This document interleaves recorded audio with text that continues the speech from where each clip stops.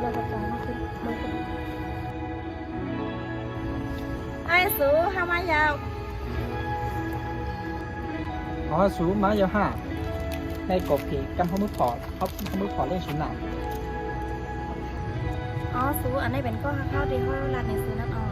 แล้วสูอันนี้เป็นยิ่งอ่อนอย่างนี้ก็ให้มาสูราคาเหมือนสูงค่า อ๋อเขาเริ่มซื้อซ้อนเขาตีเหตุการณ์เนาะเพราะนั้นเขากะซื้อซ้อนกันขนาด เอากำก่อนเท่ากับจ้อมเนี่ย อ๋อมันเป็นทางเขาไปในกำขนาด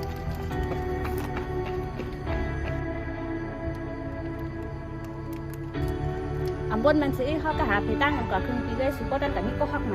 เขาต้องเลยว่าแต่ก็เขาแน่นกินกาแฟใช่ฮะให้สังหละสูทำได้สูติ๊กเต็งแต่ก็เขาให้กินกาแฟขมจังเลยโยมเขาไม่ต้องถึงเขากินกาแฟก็กบผีแน่ผมจะว่าตีมิสายคมนิ้วเหลียวนะกบผีตีกินเย้ามีไปอยู่ลีก็มีนะ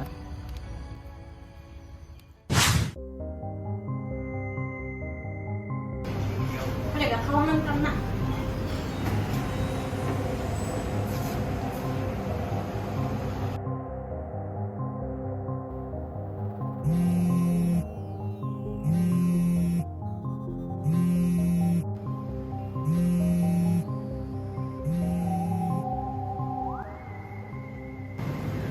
ฮัลโหลซู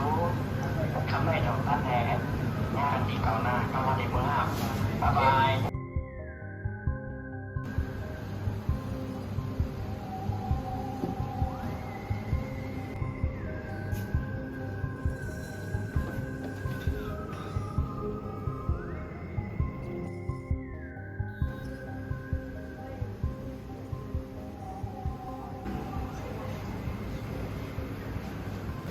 สูเขาเอากบผีมาปั่นเน่านา ถ้าหลายๆก็ว่าเขาจะกินกาแฟสูก็ที่ซื้อกาแฟมาปั่นห้องกินที่เรื่องเล็กๆน้อยๆก็สูงต้องเอาใส่ใจไปก็เขาหลังแต่สีในว่าเขากินกาแฟในมันขมเมื่อไหร่ก็จะให้เขากินแต่สีกาแฟในขนาดก็สูงก็เอาใส่ใจสูไรก็อินเบอร์นะเข้าใจได้สูในอ๋อเขาเคยกินเป็นไว้ก็สูนั่นน่ะ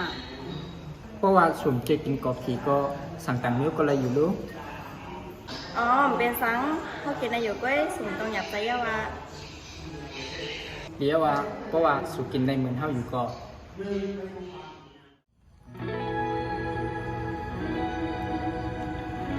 อ๋อสูงตามแม่ใจเขาหานยาว่าสูงในตั้งยามสูงตึกเหมือนเก่าไว้เนาะมีข้าวยามปั้นน่ะมาไปหักเปิ้นเวลาเปิ้นเลิกการที่ไหนยามสูตั้งยามสูเหมือนเก่าเว้ย จะเย้าตั้งยามเฮาเหมือนเก่าไว้สูเต้อ้วนว่ามันเป็นน้องสุกยุงไว้กะเขาเต้อ้วนว่ามันเป็นรองไม่ใจก็บ่เฮินนะ อุ้ยสุดยอดนะเด้ นี่ส่งสูเข้ามาส่งสูข้างในแก้วน่ะ อ๋อเอาค่ะยิ้มเจ้ามันน่ะบ๊ายบาย